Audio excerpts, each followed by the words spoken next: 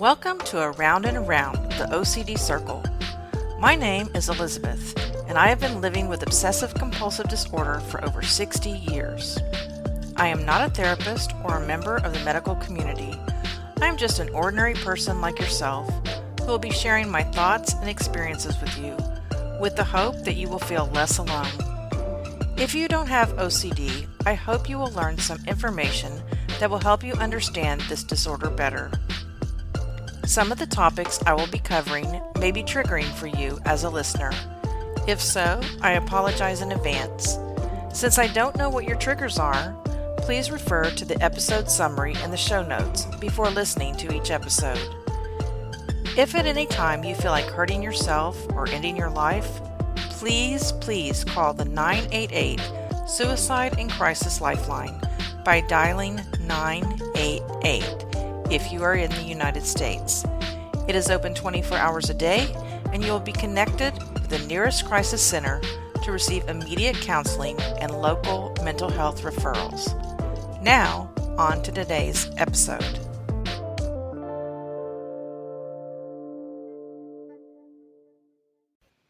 Good morning, everyone. Welcome back to the Around and Around the OCD Circle podcast. I hope you're having a great morning so far. In today's episode, I speak with Janaya, who is a naturopath and a mother living in Sydney, Australia. She has lived with obsessive-compulsive disorder since the age of 17. She was diagnosed with OCD 2 years ago. Janaya does not have contamination OCD, and she does not have counting rituals. One of her biggest triggers is anything that brings her joy or things that should be celebrated. Janaya describes how she has lived with OCD in the past and the steps she took to overcome it after 20 years. She also talks a little bit about her profession as a naturopath and how she helps others who have mental illnesses or simply want to live a healthier lifestyle. I hope you enjoy my conversation with Janaya and that it helps you feel less alone in your struggles. Good morning, Janaya. Good morning. How are you doing? I'm good, thanks. And Great. you? I'm great. I do have some dogs barking right now. I apologize. They have yard men out there. So I was just wondering if you want to just give us a little bit of an introduction about yourself so people can kind of get to know where you live and, a little bit about you. Sure. Yeah, sure. So I'm Janaya. I live in Sydney, Australia. I am a naturopath. I'm a mum. And I do some admin. And What does I that have mean? OCD. What does admin mean? Admin, it's like just work. Oh, I don't know how you'd explain it. Work on the computer. Do people's admin. Yeah. Okay. For other people. Yeah. In the States, we call them admins for short, but we also call people who are in like Facebook groups, YouTube channels, they're admins. Of course. So I just wanted to see so we call them administrative assistants here. Yes. And so, okay. Awesome. Okay, so what made you decide today that you wanted to come on this podcast and tell your story?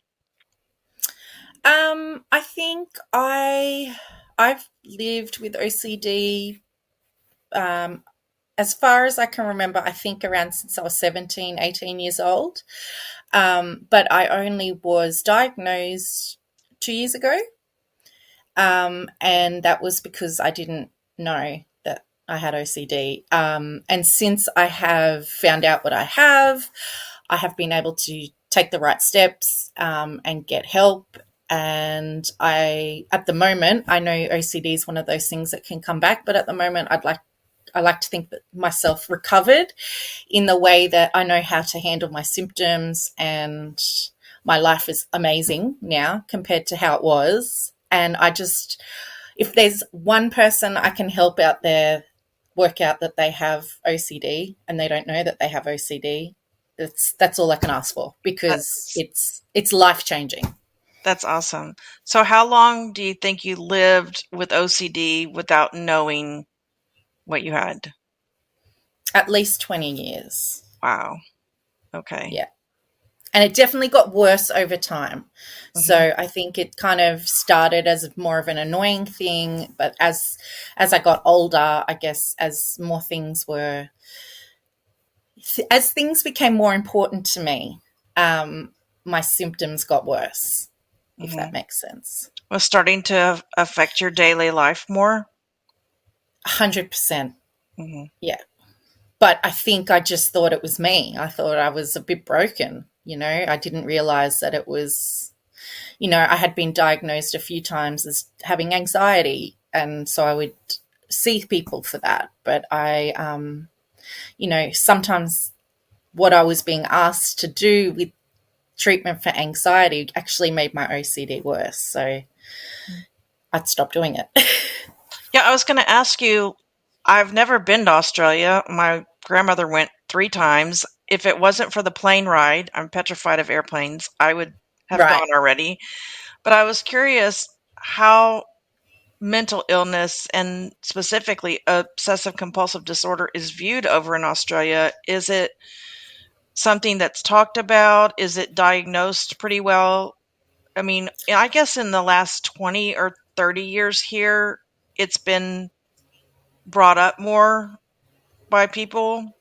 But when I was younger, when I was like in my 30s, they didn't know what it was. And so that Yeah. was in 92. I could tell them I have an obsession, but no one ever suggested that I had OCD. It was always anxiety. Yeah.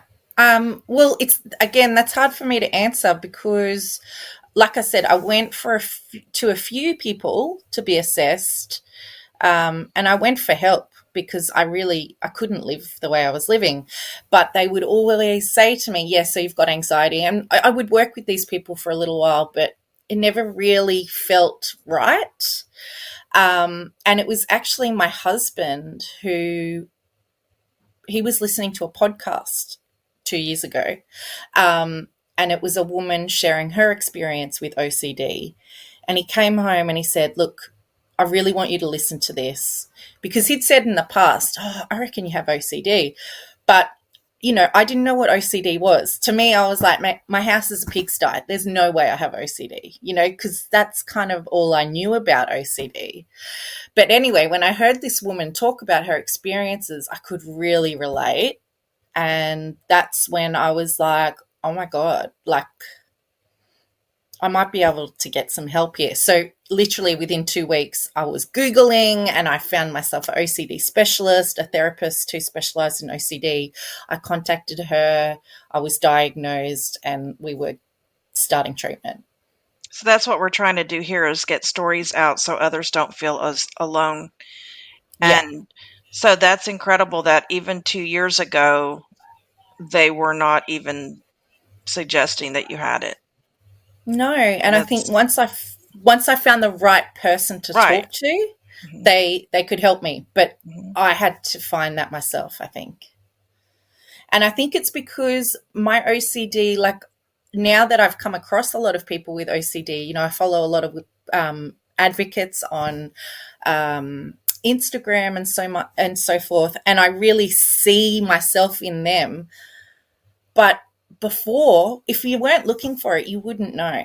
I feel like, you know what I mean? Hmm. That's right.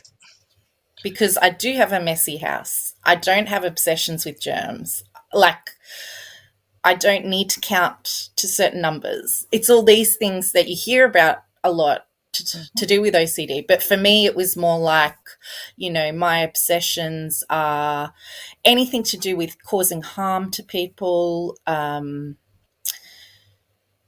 not wanting to cause harm, not wanting to be responsible for causing harm, anything to do with my family breaking up, whether that be because I did something and I would be taken away from them, or I burnt my house down, or I, accidentally left the house unlocked and someone broke in and took everything that was precious to us. Anything around that is what really got me anxious, and that's where my obsessions were. So I would always be checking the locks, checking I hadn't left things on, but not just checking once. It would sometimes take me 20, 30 minutes to leave the house. And then, I mean, that's where it all started back way back when. But now, and then as I got older, it got to like checking I hadn't put something in an email that I'd sent that might upset someone and cause someone to have emotional harm. Like it's the way me talking about it now, it's crazy. Like I cannot, it doesn't make rational sense. If I dropped water in a shopping center, I would have to go and find a cleaner and I would have to go get them to clean it up, because if anyone fell and it was my fault, slipped over, I couldn't live with myself. Mhm. Yeah, those types of things. And I would Google, I would research, I'd ask questions. My big one was seeking reassurance. I would seek reassurance from anyone who would give it to me. I would sneakily try and seek reassurance. And that was a big one for my husband. He was just like, I don't understand the way your brain works. I don't know why you'd be scared about that. Yeah, we're dealing with that here too. Yeah, it's horrible. Like I really think about, like when I think back to how I was living at the end, like I say at the end, but just before I worked out I had OCD, I was looking into checking myself into a facility because I couldn't live like that anymore. Mhm. It was so bad. It was like living in a nightmare where just everything you did, everything you said was going to turn into like the worst case scenario. Do you think that maybe it got worse because you had children and I do. you need to protect them? Well, I never really had OCD around my children as such, as in I was, I'm quite a carefree mother. Like I let them do a lot. But it was more around losing that family unit or doing something to jeopardize that family unit, that got my OCD worse. So, yes, in a sense, the more I had to lose, the worse my OCD got, if that Mhm. makes sense. Yeah. But I was never really, I mean, I guess when my first daughter was born, I was probably a bit obsessive with checking she was breathing and things. But I think that's pretty normal for a first time mum. Yeah. But yeah, Yeah, I was thinking more like, you're talking about the house possibly burning down, someone breaking in, protecting your children. I know mine went full blown when my daughter was 2, yeah, and they said it was because of that, because of her age, and that's having when no it just, control. yeah. Hmm. Yeah, I do think as my kids have got a bit, especially that 2 year old range where they don't really understand they don't understand consequences, Hmm. and that is can be quite stressful. Like, hold my hand, cross the road, and they don't want to do it. And maybe I think more, worst case scenario, a car's going to come and run you over. You know what I mean? It's just Hmm. really, it can be quite stressful. Yeah. Okay, we've talked about a lot of these already. Do you have any specific triggers? Triggers for me are definitely things that bring me joy. So, for example, my OCD and my needing to compulse was always the worst on a Friday afternoon before the weekend, because I was excited to spend time with my family, and get together.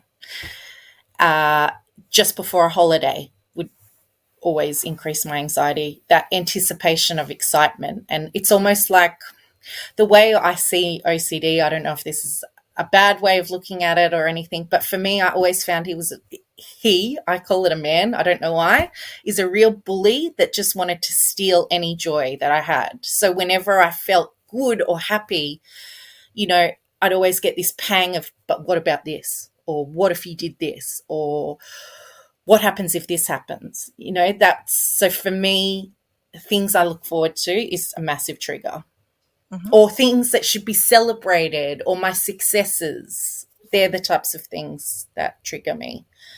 But I have learned how to deal with that now, from therapy, with medication, through, yeah, a lot of stuff that I do. So now I do look forward to those things. But I do always feel extra thoughts just before. something exciting happening. I just know how to handle them.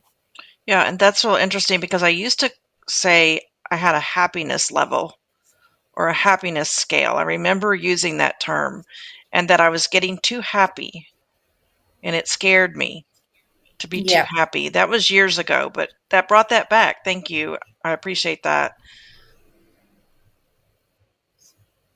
Yeah, it was almost like I can remember, you know, I can count on my fingers. It just didn't happen very often, but I'd be walking along or I'd be in the bath or something and I'd go, oh, I don't have any worries. Oh, bang. There was always something on my mind, but if there wasn't, I felt good for like 1 second, 2 seconds, and then pow, something could come along. So you find like you have to have something to think about all the time or it comes in. Is I that right? did, yeah. Mhm. Yeah, definitely. Do you still do that? Do you keep your mind pretty occupied? I have less so in the last few months, but I did find even though I felt like I was feeling a lot better, I still, I always had my earphones in and I was listening to a show on Netflix or listening to a podcast, just something to keep my mind kind of focused on something else, especially if I was doing something like cleaning the house or the washing or the folding, something where you just really don't need to think. Mhm. But now I do enjoy a lot more time in the quiet on my own. And I'm actually finding I'm becoming quite creative. So it's exciting because before I'd never had that opportunity. That's awesome. Yeah, it's really good. So what kind of treatment did you have that has given you so much relief? Like, Look, I do a lot. So I started as soon as I found out I was seeing the psychotherapist who specialized in OCD, and I think she definitely did exposure and prevention therapy. Is that how you say it? EPR, yeah, ERP? ERP. Sorry, I always get That's them okay. mixed up. So we did that, and we started with the least scary things and worked our way up. But I got to a point with that I couldn't take that step because I was too scared, if that makes sense. It felt too irresponsible to not perform compulsions. And that's when I then saw a psychiatrist and I was put on medication. It took a few months, I'd say like 2 to 2.5 months to make any difference. But then I definitely noticed I was able to take that chance. It kind of took the edge off that really scary risk. And then I was able to sit with the discomfort a little bit more. And I think as well, she used a bit of acceptance and commitment therapy. So there was a lot of tools around that helped. I followed a lot of advocates on Instagram, which I have to say was so useful for me because they would just, I had this whole community of women. There was mostly women actually, but there was some men, I should say. And they would just put out a tip or make me feel not alone in the way that I was thinking. And I would just kind of scroll through there every day and get a bit of encouragement, motivation. Yeah, that was really useful. I'm also a naturopath, so I've done a lot of work on calming my nervous system, really supporting my adrenals, helping me with that resilience to stress because when I'm stressed, it is worse. The thoughts come so much harder when I'm tired. The thoughts come so much harder. So I've done a lot of work around that. And the biggest thing I think, not the biggest, they've all worked together, but self-love. I've learnt to love myself again. I think I really, OCD makes you doubt everything in your mind and you have no trust in yourself, and it can make you really not like who you are. So I think I've done a lot of work on trying to build up my self-confidence and taking risks again And yeah, just giving myself that compassion, because now that I don't suffer with OCD, I realize how horrific it is. Like it's so hard to explain to people who don't have it. Yeah, it's a horrific condition.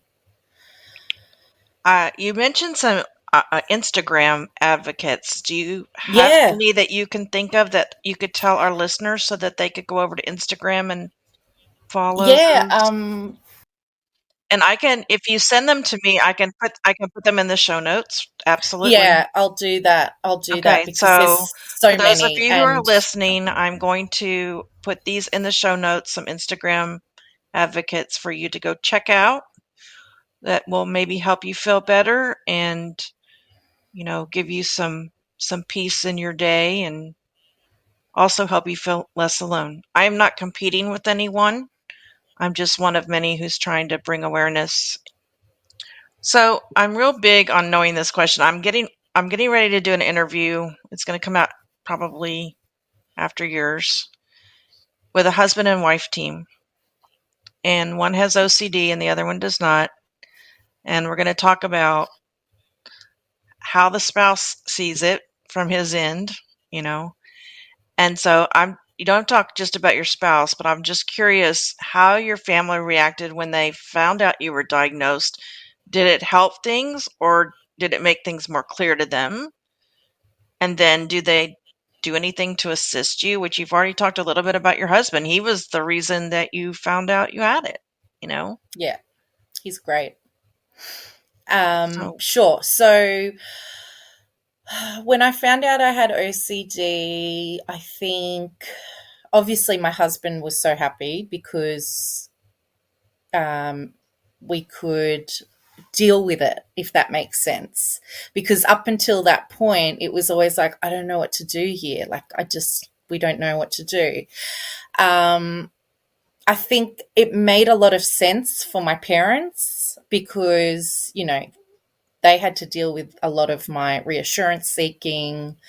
But again, they didn't really understand what OCD was. So I think I kind of had to educate them a little bit, and I would definitely be sending them podcasts and, sharing these advocates with them, just like the things that really resonated with me that I thought that they would get, just to kind of show them what OCD is, because I had to learn myself. I think at first my mum and dad were a bit like, oh, I don't know if you should be sharing this information with people, because it kind of is, it's scary, right? Like, right. do you share all this information? And I was a bit scared at first, but I've kind of like dedicated my Instagram page now to sharing great stuff about OCD that other people share. So at the moment, I've just been sharing, this is what OCD is, and here's some tips on how to deal with it. Just because if there's anyone in my network, I just want to put it out there. And like I said, if I can help one person realize they might have OCD and they can get help sooner, that's all I can, that's awesome, right? Mm-hmm. So, yeah. And then with my friends, and I've definitely been more open about it. And everyone asked me to explain it because, again, they all have the same idea about OCD that I used to have. So Mm-hmm. I think once people know, they're accepting, but they also had no idea, right? Like, again, I think because I lived with it for such a long time, I just thought it was me. So I kind of kept these things a secret You kind of hit it, because yeah. I hid it. Yeah, because I knew it wasn't normal. But Sometimes they yeah, explain so much, though, to others. it does. Oh, It that's does. why she does that. Okay. That's why she would always check in with me after we'd been out in case I offended her, like just Hmm. little things like that, because I just read so much more into things. Hmm. Yeah, that makes a lot of sense. Okay. Also, you said that you are employed.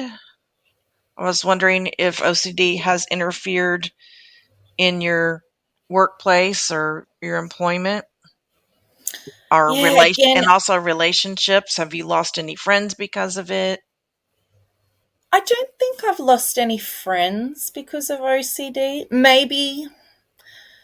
Maybe I thought the worst of them and I stopped talking to them because of my, the way my thoughts would be. I often see worst case scenarios, so I could be quite distrusting of people. So you cut them Um, off instead of them cutting you yeah, off. Yeah. yeah, Mhm. and maybe that wasn't the right thing to do, but maybe it was. I'm not sure. Um, in terms of work, I mean, before I had children, I had a corporate job. I really enjoyed my work, but definitely looking back, I don't think it interfered. It probably made me a better employee because I was very conscientious. I didn't want to make mistakes. I took things very personal. Um, so maybe that was a good thing for Mhm. that perspective. But I know, I only recently, 2 years ago, finished my naturopathy degree. And by the time I finished it, I was like, I don't think I'm going to be able to use it because there's so much responsibility being a naturopath and dealing with people's health. I didn't think I could do it because I had so much anxiety around it. But I'm really pleased to say I am now setting up my own naturopath business, and I feel like I can really help people, especially people with OCD, because I can relate. And I'm really excited for it because 2 years ago, I didn't think I could do it. It was too scary. Mhm. Is this something that you do online? It is. So I would Okay. see clients what do you call it? Video telehealth, Mhm. by telehealth. And yeah, So can they be in the United States or not? unfortunately, they can't. Mhm. I can only work with people in Australia because of insurance I'm being purposes. told that this podcast, the second largest audience right now is in Australia. All right. So there's a possibility that you may have people asking to talk to you. So, you might get some clients from this interview. You never Oh, well, that'd be you great. know. That'd be So great. I will ask you for your contact information at the end, and then I'll also put that in the show notes because Yeah, that's sure. that's what my podcasting host is telling me, that Australia is the second highest Oh, listener wow. group. So that's exciting. Okay. Yeah, that is exciting. And I'd love to help anyone with mental health issues, but So what does that include that you're OCD. doing for them? Yeah, Those sure. Um, So, as a naturopath, I have herbal medicine. I have flower essences that I can use. A lot of it is to do with diet and just lifestyle modifications, ways to calm the nervous system in the moment, but also over time. So, when you do get hit with that stress and that anxiety, you're able to just be a little bit stronger. I definitely, like I said, I take medication. I use advocates. I've done the therapy, and I use all my holistic healing. And so for me, it's not one or the other. I feel like you need a bit of everything. absolutely. Um, yeah, and that's what it does. Naturopathy can help calm the nervous system. It can help uh, build your resilience to stress, and it can, yeah, there's lots of things. Help regulate your hormones. I know for me, my OCD symptoms were definitely worse 10 days or so before my period, Hmm. to the point where it was like when I finally got my period, it was such relief. Like, oh my Hmm. God. And I did used to have to increase my medication around that time. Hmm. It was like, and I could tell, like in my head, I was like, oh, anxiety, check my app. Oh, yep, 10 days till my period. But then, yeah, I now no longer have to increase my medication at that time of the month. I've done a lot of work on supporting my hormones and regulating them a bit better. So I was going to ask you, have you ever had panic attacks in the past? Great question. I don't know. Um, when I was pregnant, I both times towards the end of my pregnancy, I had increased heart rate, but I wasn't overly anxious. I did see a heart specialist, and they think it was actually something to do with my heart, but who knows? I don't Mhm. know. It Okay. happened both times I was pregnant, a few times, to the point I had to go to hospital, and they had to do these things to slow my heart rate down. I was just thinking this type of treatment that you're doing could be very helpful in escalating your anxiety to the point of a panic attack. Because if you can get your anxiety down to like a 1, 2, or 3, it might not go as far, you know. Yeah, that's true. And panic attacks are very scary. I have them, and I need to be more in tune with my body, because if I would listen to my body and my head and everything, it really wouldn't get that far. Mm. But I don't do anything about it, and then it's just full blown. I think So that's the thing, right? It's really hard in the moment mhm, to slow yourself down mhm. because you are anxious and you feel. I know for myself, I used to feel like I have to impulsively do something. I can't just sit here and take a breath. I don't have time for that. So that's why I think, yeah, like all the work doing around it over time, and then eventually, just like using the skills from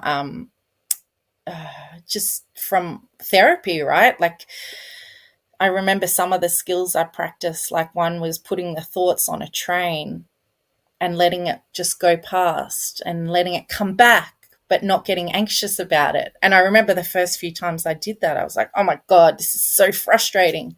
But then eventually I was able to do that. And now I don't even have to think about it, it kind of just does it itself. That's a great visualization. It was a great one. I really Mhm, liked that one. mhm. Is there anything else that you wanted to talk about specifically that we haven't already discussed? No, I don't think so. I Mhm. can't, yeah, not that I can think of. Your questions were great. Great. I'm glad. So, what I always tell my guests at the end is if they want to leave some words of wisdom with the listeners, it could be something that you've learned, it can be an anecdote, you know. Yeah. Oh, I mean, I'm definitely going to share those advocates with you because I found them really helpful.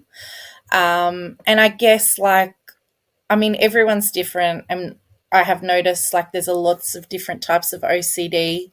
But one thing that I see come up quite a bit is the whole thoughts about, you know, in that moment, if you, it takes time to get there, obviously, but, I now always say to myself, like, when I get that intrusive thought, just, for me, as soon as I open that rabbit hole, if I go down there and start digging, I just get so anxious. So now I just say to myself, like, okay, so say I get a thought into my head and it says, what happens if this happens? It's like, okay, there's a small chance that that might happen, but I'm going to trust in myself that if that happens, I'll be able to deal with it in the moment. I'm not going to waste any more time in my life preparing for it. If it happens, it happens, and I'll deal with it then. I have trust in myself that I can. And then I just move on. Does that make Yeah, you sense? have to try to let go of the control. And that's Yeah, big hard. time. Letting go of control is so hard. It is so hard. And that's like what I said earlier about it just took, it was too scary for me to take that step at one point. I needed more time, I needed extra help because it can feel so scary. Mhm. But yeah, I Would guess you would you tell yeah. listeners about, the ERP therapy? I hear a lot of people on the message board saying it's really scary. I don't want to do this because I can tell this is going to be hard. You're glad you did it? I am so glad I did it. I'm so glad I did it because I honestly could not live like I was living anymore. It just got so bad. and it was really interrupting my family life. It was interrupting I didn't want to do anything. I just didn't want to talk to anyone. I didn't want to do anything because it was all too scary. Mhm. And that's no way to live. Have you been treated for depression as well, or any other mental illnesses?